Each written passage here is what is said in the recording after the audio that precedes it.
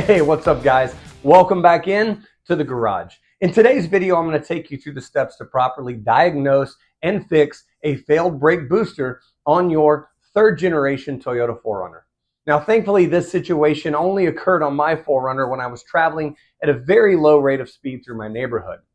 If you feel like you might be having this issue, let me tell you what it's going to feel like. When you're behind the wheel and you go to apply pressure onto the brake pads, it's going to feel as if you're stepping on a brick wall. There's going to be almost no give at all. And the vehicle, it's not going to stop normally. It's going to take a long time to stop. That's what occurred on my 4Runner. And thankfully, I was only traveling around 10 miles an hour when it happened. So I was able to bring it back to the house and park it until I got the parts in to fix the issue. Now, in this video, you'll see the proper steps to diagnose to see if it's maybe not the brake booster, but potentially another component of the braking system that might be failing you. And I would suggest definitely taking those steps before just throwing money at the issue, because these brake boosters aren't cheap. Now, we were able to get the parts that I needed to get in, and unfortunately, I did break one of the parts on the vehicle by dropping it, and you'll see that was quite frustrating. But it did cost me some time and unfortunately cost me some additional money. But on the plus side of things, we got new components in the 4Runner. It's running great. The braking feels brand new. And honestly, the response has been fantastic. So I hope you guys enjoy the video. As always, please hit a like button. It helps me a lot. Subscribe. It helps me a lot. And leave a comment. I love the engagement and interaction with all you guys out there in community. And if you have this issue going on, or if you think you do, let's talk about it. Hopefully you can get it fixed just like me and get you back on the road safely. So as always, thanks for watching. Catch you next time. So here's the issue that we're hoping to fix today, and that's a completely firm brake pedal. Now the brake pedal is not squishy, so obviously the key's not in the ignition right now, the car is not running, and if I apply pressure to the brake pedal, it feels as if it's really going nowhere. Here's another telltale sign of this brake booster issue. If you apply pressure to the brake pedal and then you turn the ignition on and the brake pedal doesn't go anywhere, it should compress towards the firewall just a little bit if that vacuum's working. So we're going to go ahead and conduct that test now. I'm going to apply pressure to the brake pedal, just firm, normal pressure, turn the car on.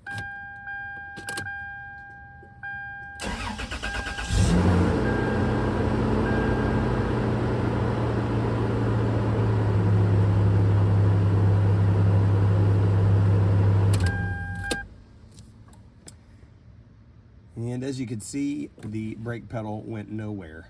Another possible issue here that you can test on your own to make sure it's the brake booster is the check valve. And I'll show you that in the next step. All right, we're here at the brake booster, and this little guy right here is your check valve.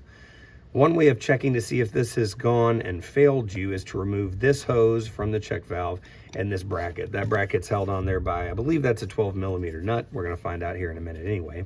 But you'll take this bracket off here, you'll take this hose off, and then once you do that check valve, you can get either a flathead screwdriver or some sort of panel puller in between the gasket and the check valve, and then just gently pull that out. The check valve will come out, and honestly, you kind of want to hear a vacuuming sound. You want to hear like an escape, and if you don't, that could be an indication of a bad brake booster as well. But when you take that check valve out, you actually will try to wipe off the edge here of the check valve and attempt to suck in through that check valve. If you do, you will audibly hear the valve open, and then you can try to blow through that same way. If you feel air escaping as you blow through the check valve, then you know it is a bad check valve. If you don't hear air escaping through that, then likely your check valve is good, especially if that valve opens as you suck air through and your brake booster is bad. So in this indication, I ran these tests on my 4Runner, and the check valve itself seemed to be operating and functioning properly, and then all of the tests that would indicate a bad brake booster indicated a bad brake booster. So we're going to replace it. All right, guys, so here's what we're using today in regards to the parts and components to get this job done. The star of the show here is this OEM genuine SEIKEN 650 71050 brake booster assembly. I got this off of Amazon actually for about $500. Yeah, it was hefty, but it's about half the price of the Toyota OEM component. And honestly, I just don't really have a trust in the longevity of many of the other aftermarket components. So we're going with the SEIKEN. I also picked up this FEL-PRO gasket making pack, or I should say gasket material pack. And that's because I couldn't find the master cylinder gasket anywhere online in regards to the part number. And I'm gonna remake a gasket here using the existing one as a template. So that's what we're using today on the job. Let's get it done. All right, so a tip I would give you guys is if you feel more comfortable taking a picture before removing all of these hoses and certain components to extract this charcoal canister, then do that. Take an image of exactly what it is that you're removing. There's a lot of hose connections, so if that makes you feel better being able to place every single component back in the proper spot, which is really important, then definitely go ahead and do that. In this case, I have the video, and also I don't believe this is going to be too difficult, even if I didn't end up taking a picture. So we're gonna go ahead and start to remove some of the hoses. And obviously we've got some needle nose pliers, some regular pliers, and some tools to help us get any hoses off of their housing, if you will, successfully. So in this case, you can see, right, I've removed this clamp, but this hose is pretty stubborn. So I've got both this body panel puller tool and then these handy little things here. And so I'm just going to try whichever one might work for me first. There we go. Okay, first one down.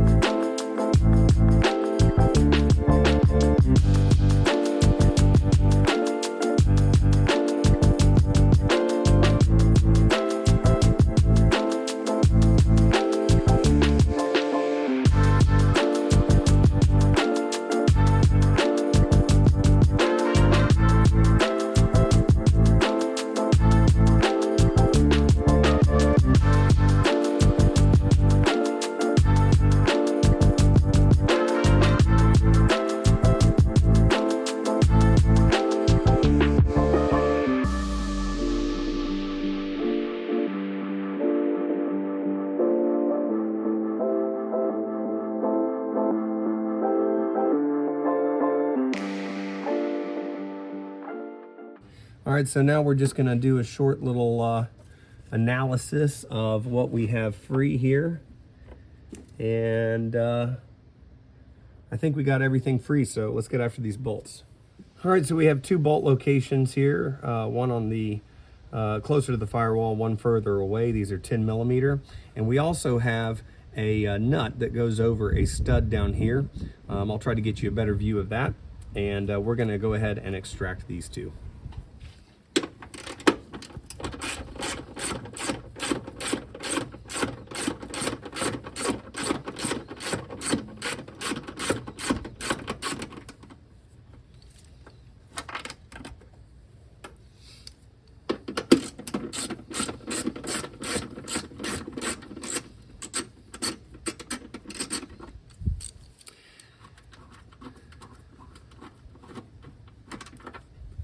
Now these bolts are not very long, so you certainly want to make sure that once you get them a little bit free, just to finish it there by hand. That way this thing doesn't fall and you lose it into the abyss and spend some precious time hunting for some components that you obviously need. All right, here we are at the charcoal canister with a bit of a top-down view. I wanted to show you guys where that nut is that's on that stud. It's right here, located on a bracket. Super easy to see as long as you don't have anything else aftermarket installed. And that's the one we're gonna take off. Once again, it's 10 millimeter on the nut.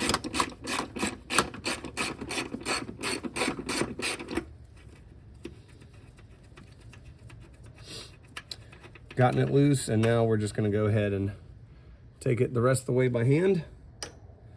There we go.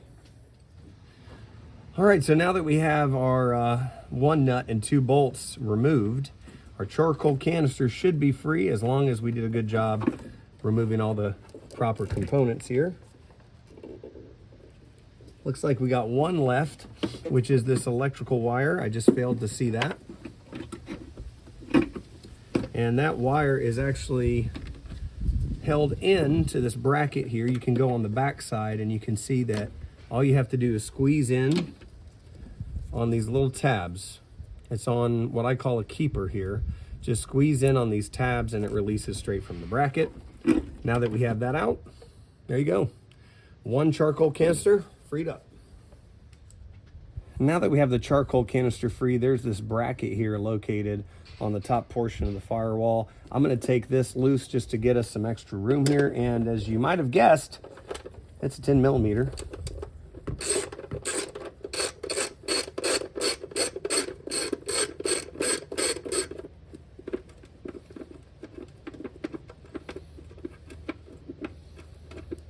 Okay. All right, now that that bolt is out, we're going to go ahead and take these hoses out of this firewall connector here. And that way we can move these out of the way.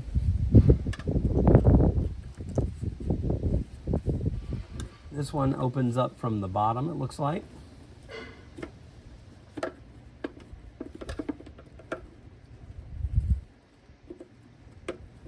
There we go. All right, there we are. Now the next step is going to be to get the hose off of our check valve, and that is right there. So we're going to take this hose out of its connection here just to get a little bit more room. And what we're going to do is we are going to unclamp this and remove this component to be able to get that check valve released from its hose and get this ready to be removed.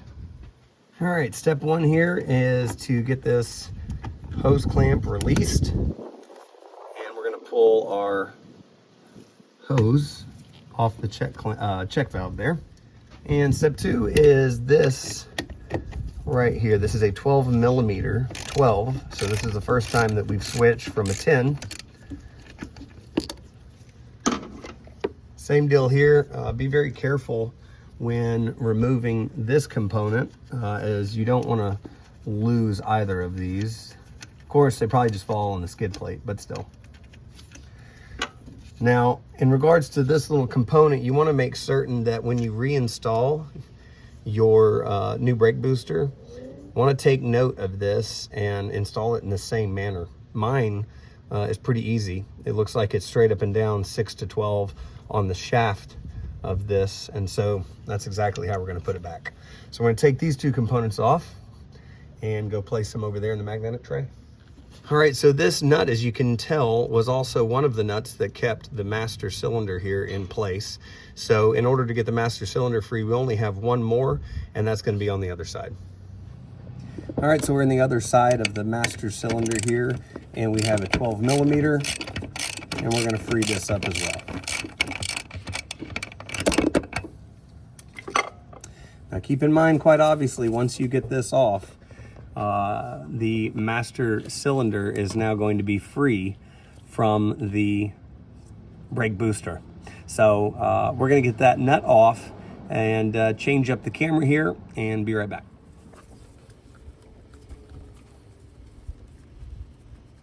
All right, just removing this last nut here. This wire right here on mine that goes up to the reservoir has a bracket on it that you might be able to see. That slides over that nut, so you want to make sure that gets back in place.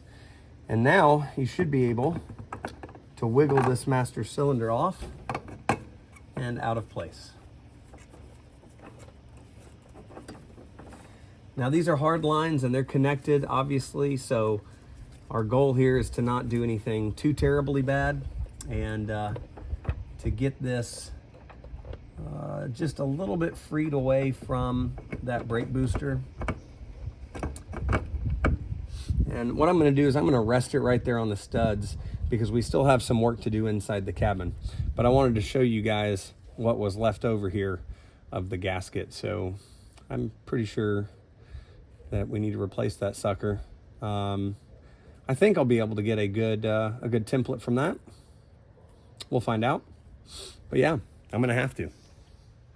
All right, so here we are on the driver's side of the vehicle in the floor, and you're gonna wanna move your seat all the way back for this one. This is where you might get to be a bit of a contortionist today. We're gonna follow this underneath, and you're gonna see your steering shaft right there. And then right down here, as you guys can tell, this is the back of our brake booster. So the brake booster here is held in by these 4 12mm nuts, and this is the spindle or the shaft of the brake booster, and it goes up into this bolt here, which is connected on the back side by a cotter pin and looks like a spring of some sort. So I'm going to see if I can get some sort of an angle of this while I film taking it apart. If not, I'll have to do my best to explain it to you guys. But our goal here is to obviously remove this pin and free this from it, and remove these 4 nuts, and we'll be able to go back underneath the hood and extract the brake booster from the firewall. All right, so I'm pretty sure I got you guys the best angle I could. This is our stud right here that we're going to be removing to free this up, and this is the spring. So it looks like we just need to get a pair of pliers on this and pull this spring towards the firewall to get it free. And then there's a lot of dust under here, but that right there appears to be our cotter pin, and I might have to get a bit of a better angle and a better view.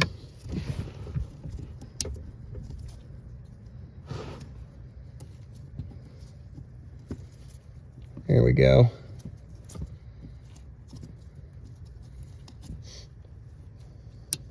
All right, let's see if we can get this spring free.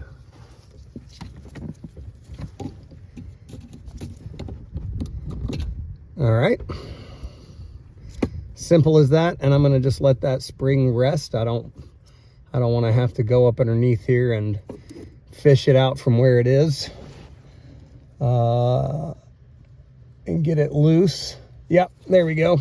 All right, so that cotter pin actually looks like it goes straight down from the top is how it's installed. So we're going to rotate this around. There we go. And just like that, rotate it, get that pin out. All right, now that that cotter pin is free, we can push and release our stud out. And as you can see, the brake assembly kind of goes to a resting point. So we've got it freed out. Now we need to go ahead and get these nuts off, and then we'll be ready to roll. All right, now we're using a 12mm deep socket, and that is because those studs there, you won't be able to get a short one on it.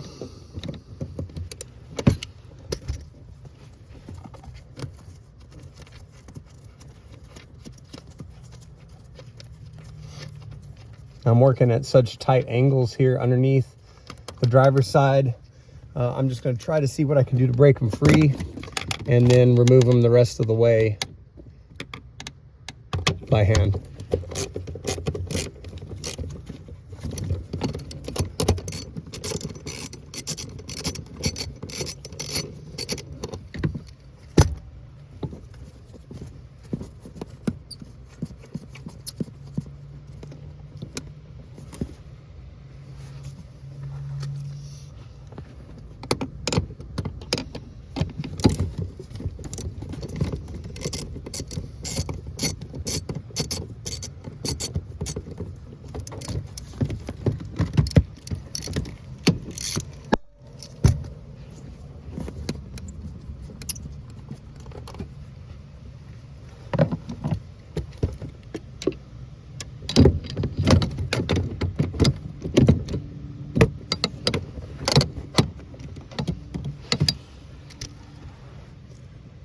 Now, because of the angle that I have this camera for you guys to be able to watch this, I really need to move the camera to be able to get these last two nuts extracted.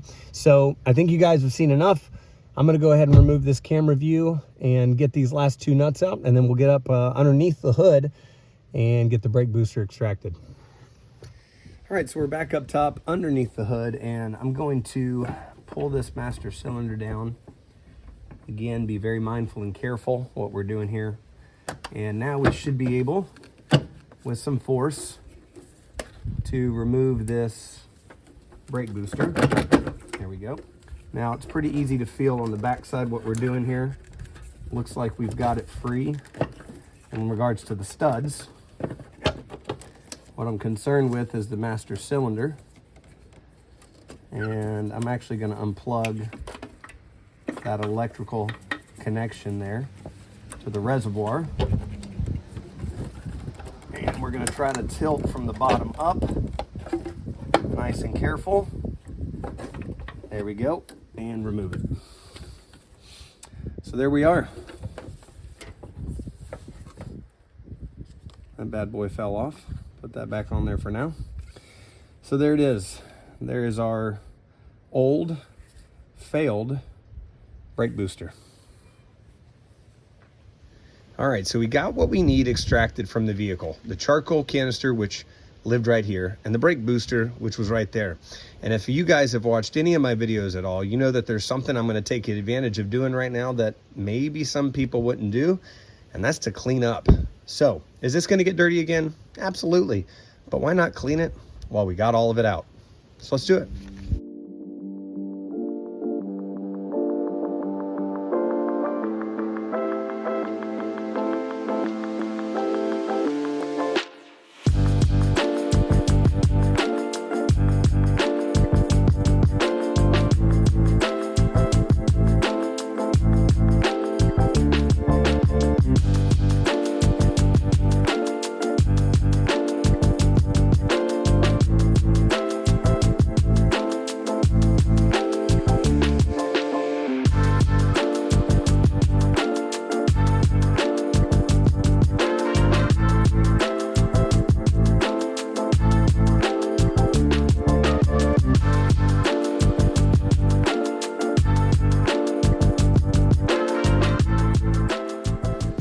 One thing I've noticed on the brake booster here that we removed from the vehicle is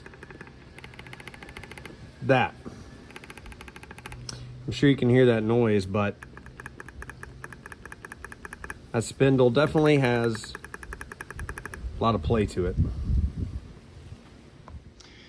Now with the new booster here, not nearly the same in regards to the play. Much firmer, as you can tell. All right, so there's a couple of things to be mindful of on this switch over from old to new. And the first one is going to be making certain that this spindle here coming out is at the same measurement. This is what makes contact with your master cylinder. Now, in this case, I'm not certain if you guys can tell, but this appears to be the exact same model of a brake booster, all the way down to the labeling and all the way down to the stamps. So I don't think I'm going to have an issue here, but some of you guys might be getting aftermarket ones in regards to a different brand that might be built differently. So one thing that you want to do is get your tape measure out, ruler, whatever the case may be, and you're going to want to stick in here to the channel.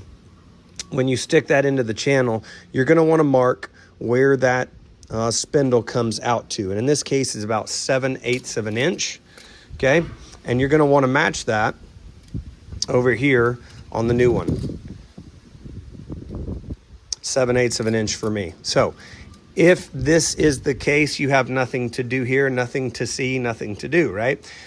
However, if your existing brake booster that you're taking out has a different measurement in regards to how far out this comes compared to your new brake booster you're replacing it with, then you're going to want to take the steps to make the adjustment on that spindle. Now, like I said, the way you adjust it, that could be particular based upon the model that you get. So that's something to look out for. Now, as we rotate this around, we're going to see something on the back side here that we're also going to need to adjust in regards to taking measurements and taking off.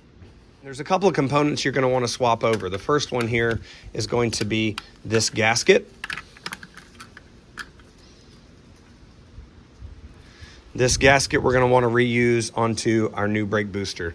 You also potentially would need to reuse this. However, I don't know if you can see, but on mine, it has it already on there. So we will be able to remove this and put it back on that gasket. Things like this, components like this, I tend to hold on to instead of throwing it and tossing it with the old failed part, because you never know when you're gonna need something like that. All right, the next one here is gonna be this spindle arm. As you can tell, this one still has the connection piece that we took out from the 4Runner. This one does not. We're gonna need to swap this over. Now, the one thing that we wanna do in order to get this done correctly is we wanna take a measurement. Here, let me do this. Let me take this check valve out if I can.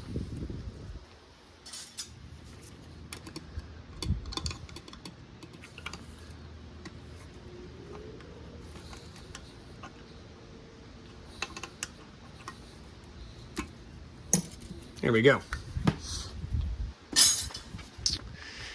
It's going to make it a little bit easier here to show you guys. So what we want to do here is we want to gain a measurement.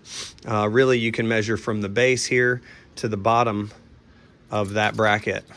The other thing that you can do is you can look and see right here how many threads that you're working with that are sticking out. And to me, it looks like we've got about 2 threads showing and maybe on the 3rd thread. So we can keep a mental note of 2 threads showing and on the 3rd thread. And what we're gonna do here is we're gonna gain a measurement that is 4.5 inches to the bottom of our bracket. All right, so 4.5 inches here to the bottom. We're gonna take this off, and when we reinstall it on our new booster, we're gonna make certain that we're 4.5 inches. All right, so we have a 14 millimeter open end. I've got some vice grips here. What I'm going to do is just use the vice grips to grip on so that we can hold this in place. And we're going to use the 14 to break this loose.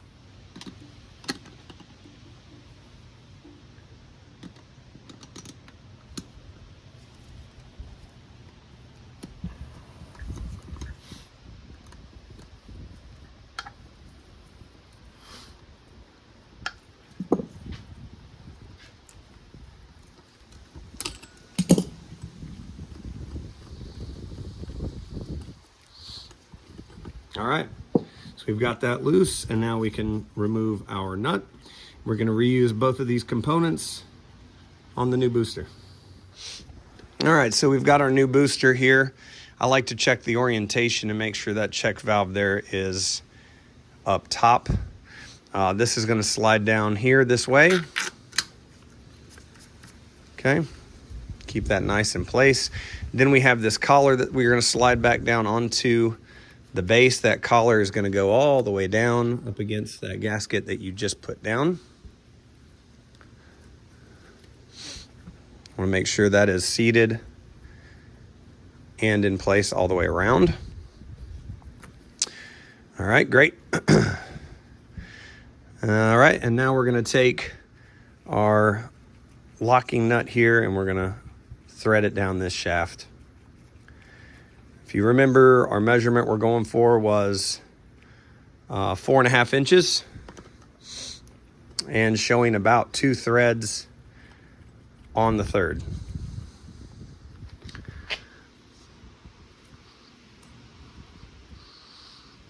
So that's about 2 threads on the 3rd, and what I'm going to do is I'm going to move that nut up to a locking position, and we're going to get a measurement here.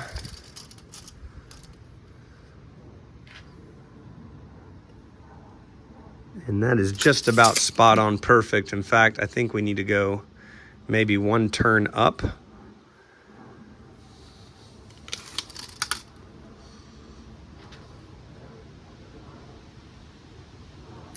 Yep. All right, so we've got one turn up, that's 4.5 inches, and this is the location that we want to lock it down on. So we're going to repeat the process, get the vice grips on there, grab our 14 millimeter, lock it in place. Something of importance is to remember how this gets installed, right? So we're installing this in the firewall like this, and it's important for that fork right here to line up and be parallel with your studs, right? So that's how you want to lock this fork into place. You don't want the fork locked like that or any other direction. If you do, once you get it back installed inside of the cabin, it's going to be wonky. Your bolt's not going to work. You're going to have to take it out and redo everything, which you definitely do not want to do. It's going to be a big waste of time. So make sure that that fork, when you lock it in place, is parallel with your studs. Well, I know you've heard it said before that installation is just the reverse of removal. And it's true, but we're still going to go after it here, and we're going to show you guys the steps that we take to put it back in. Kind of running a little blind. There we go.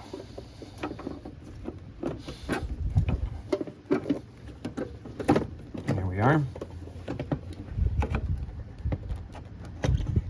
Okay, now we're going to rotate to where those studs are going to fit in.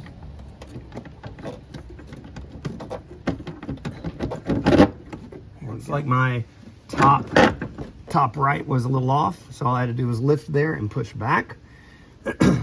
Now that that's in place, we're going to go inside the cabin and we're going to get that all tidied up before we put our master cylinder back in place. And obviously we still have to get our gasket done, but we're going to go ahead and go in the cabin, bolt everything up. All right, guys, just wanted to show you I was able to use this old gasket as a template and cut myself a new gasket here out of this FEL-PRO gasket material. Just used an X-Acto knife and a 1x4 as a backer. So pretty happy with how it turned out. Let's get it put all back together. So we are back up top here. We've got the gasket put on, and now what we're gonna do is we're gonna slide our master cylinder into place.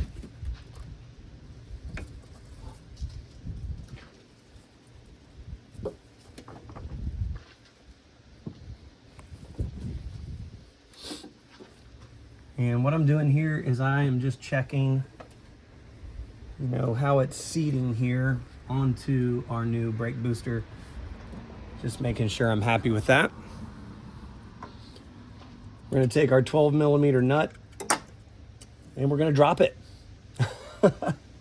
All right, let's get a magnet and get that fished out.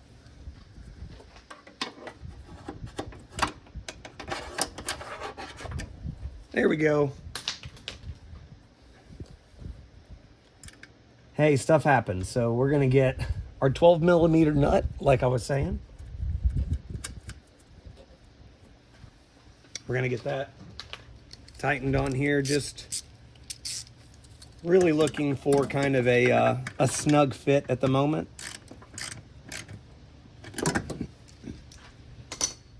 All right, now we're gonna work on the check valve side. And if you recall, this bracket here was straight up and down. Okay, basically 6 to 12 o'clock.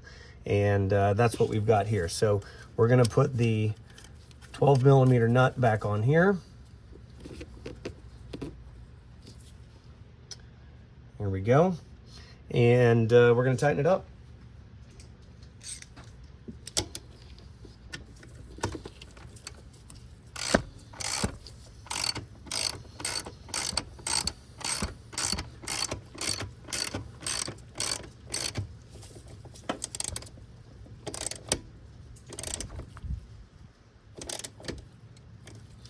All right, now that I've got both of these nuts on there, I'm gonna go ahead and torque them down. Well, a wise man once said when taking this apart that there was this little grounding plate here that was pretty important for you guys not to forget. So looks like I forgot it. So we've taken this 12 millimeter nut back off, and we're gonna put this plate back on there and do it the right way.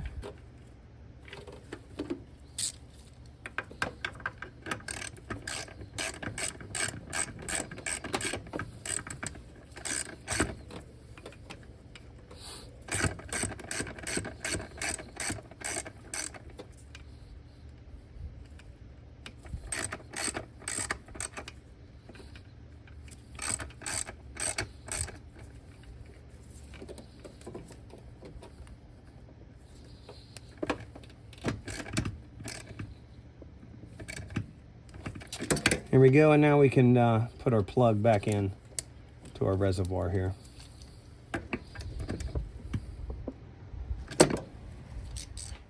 So here's what you guys don't know. It's been a couple of days since that last clip, and the reason why is because of this puppy here. This is your vapor canister, charcoal canister, and that's where we were. We were ready to put this bad boy back in. Unfortunately, mistakes happen, and this one was a bit costly. So while I was carrying this from the location I had it back to the vehicle, I dropped it. So I dropped it, and it broke into quite a few pieces, including some very important pieces. So I learned a lesson that day and probably said some things that I don't want to appear on this YouTube channel. Keeping it safe for kids, guys. So we went ahead and ordered a new vapor canister, and you know, let's look at it on the sunny side of things, right? And that's the fact that I have a new part in the 4Runner, so it should last a long, long time. So that's how I'm gonna choose to look at it. So we're picking back up today with a brand new vapor canister. We're gonna unbox that, show you guys it.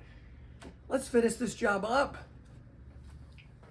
So here we are with our new vapor canister assembly. If you guys happen to find yourself in the same spot, I pray you don't, or at least for the same reasons, or if you need a new vapor canister, that's your part number on the 3rd gen there, which is 77740-35392. So let's go ahead and get this new one opened up.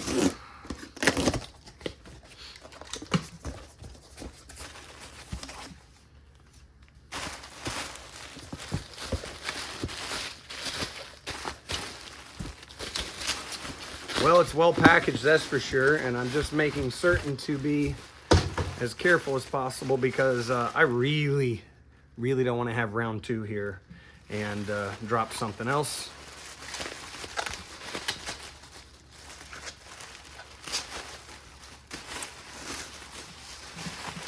Lots of good bubble wrap. Lots of good bubble wrap. All right, there we are. So, yeah, man.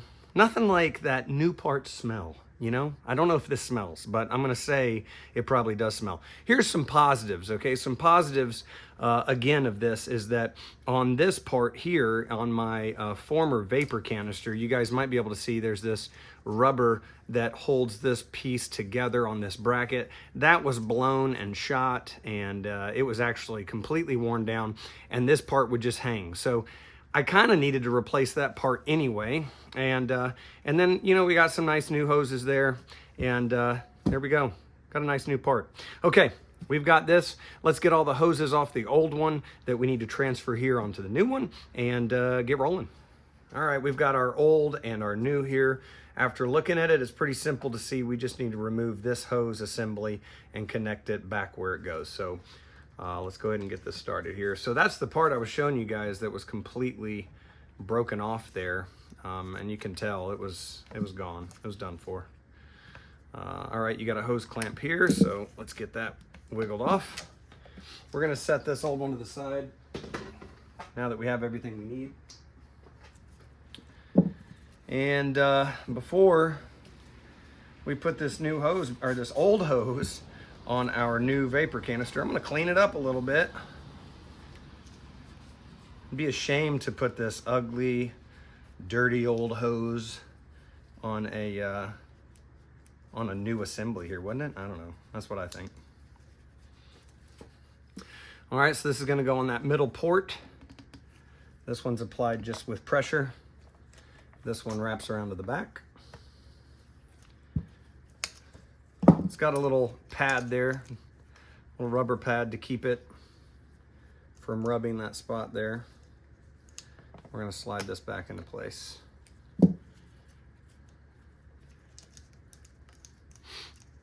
All right, there we go. Looks good. Let's get it on the 4Runner. All right, well, we've already made it further than we did last time. We have got our vapor canister successfully without dropping it. I don't know why I'm reminding myself of that. That was a tough moment in the life of mechanic duties, but we all have them. All right, so we're gonna get this set. Remember, you're gonna go straight down onto that stud, That's a 10 millimeter nut, and then you have two 10 millimeter bolts up top. And we're gonna go ahead and get this put in before we hook up any of our hoses.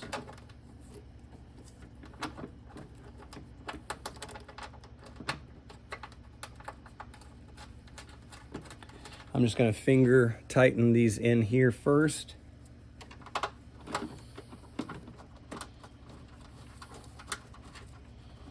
Be careful what it is you're lifting on. You know, you certainly don't want to lift on anything that might cause some trouble. All right, and then we're going down here with our nut that goes back on that stud. All right, let's tighten this down.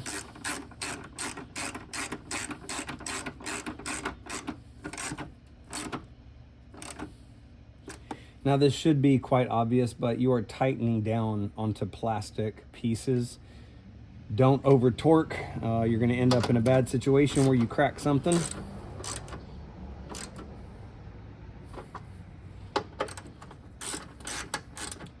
And if you crack it, you could be like me, or you could just leave it like it is.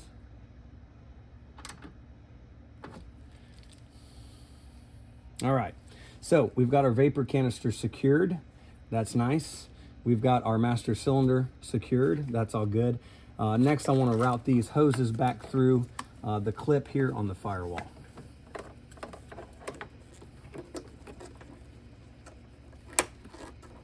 Now that should just snap in pretty securely there. This one goes up top. It snaps in securely there. We're going to get this secured right here back to the firewall.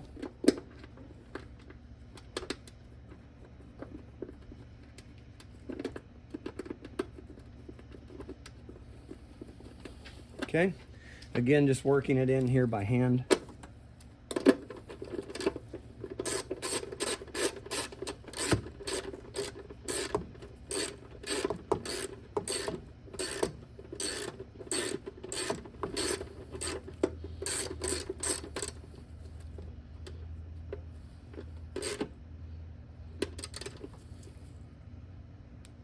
It looks like we only have one thing left to hook up, and that is our vacuum line to the brake booster itself.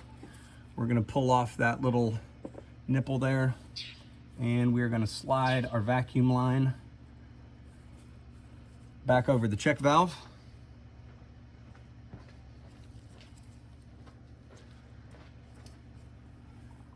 And we're gonna slide this hose out of the way here. Try to get some space.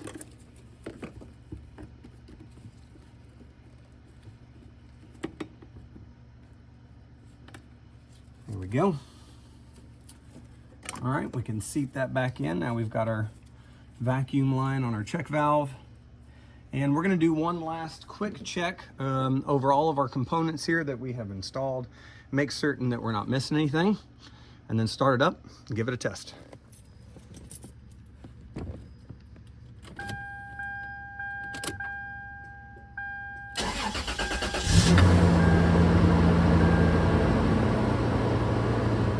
So that's exactly what we wanted to have happen. And I'm not certain if it came through in video or not, but when I had my foot on the brake pedal, it was at one level. I kept that constant pressure there, and as I started the vehicle, the brake pedal depressed just slightly. I'd say about maybe a ½ inch to an inch, and that's exactly what we wanted. That was not happening before, and that means our vacuum and our brake booster are working. All right, so we're going for our initial test drive, and this is about the place where I noticed that the brake booster went bad, and so here we go. Let's see what we got.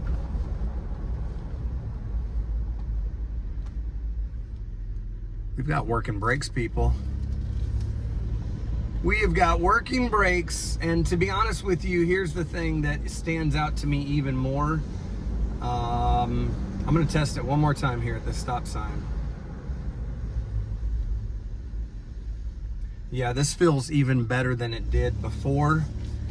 And I guess that makes sense, right? Because your brake booster was going out. And so in all likelihood, your brake performance was also going out. But I will tell you right now, there is a massive difference in how it feels to drive the vehicle. And let's give it a test stop here.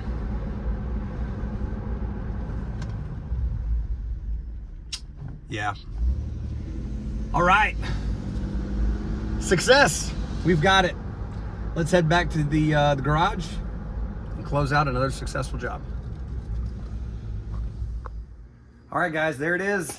A successful job, a brake booster reinstalled, and a bonus, vapor canister. I wasn't too happy about that, to be honest. But hey, like I said, got a new part, and you can't argue with that. I would love for this thing to go at least another 250,000 miles and get me up to 500,000. So that's where we're going. Now, in regards to the job itself, there's a few things that I did learn along the way. If I wasn't filming this job for you guys, really you should expect that it only should take you a couple of hours. If you have the right tools and you take your time and you're patient with it, obviously working with the master cylinder and those hard brake lines is the most important part. It really shouldn't take you very long at all. The other thing I learned is that the job that I did before actually ordering the replacement brake booster to try to find out and diagnose the situation was the right thing to do. So take your time and try to follow the steps to diagnose what's going on in your third gen 4Runner, and don't just throw parts or throw money at the problem. In that case, you know, it could have been a check valve, right? And the check valve I've now taken out of this, if you remember in the video, but you want to make certain to take that check valve out, test to see if it's operating properly before you throw 500 bucks at a new SEIKEN brake booster. Or you can spend a different amount of money if that's the part that you feel confident in, obviously. Now, I will say that this job was very satisfying, and I'm really happy that it is done. It's going to be very, very good to drive this vehicle and have confidence in the braking system, which is absolutely imperative to having a safe journey to where you're going. And I drive my 4Runner quite a lot. So I hope you guys learned something, and please, if you have some questions, leave some comments below and I'll do my best to answer every single one of them. And also, if you happen to be experiencing certain issues with your brake booster, like a stiff brake pedal, a brake pedal that feels like you're pushing up against a brick wall, then do the job and let me know how it went. I'd love to hopefully know that this job helped you navigate the proper steps to fix your issue and get you back on the road safely. Hey, thanks so much for watching. Remember to like and subscribe. I appreciate every single one of you guys, and I'll catch you next time.